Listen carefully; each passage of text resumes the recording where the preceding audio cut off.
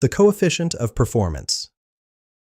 Interactive calculator determines the efficiency of heating and cooling systems by calculating COP values from various input parameters. Let's explore the calculation modes available in the drop-down menu.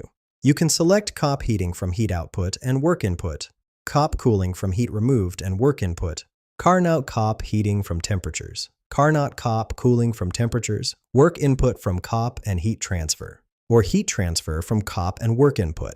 For this demonstration, I've selected COP heating from heat output and work input.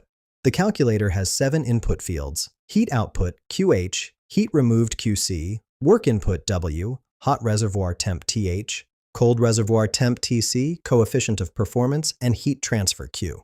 For our example, I'll enter 10 for heat output QH and 10 for work input W. After clicking Calculate, the results show a coefficient of performance of 1000. The performance assessment indicates this is below average efficiency for heating applications.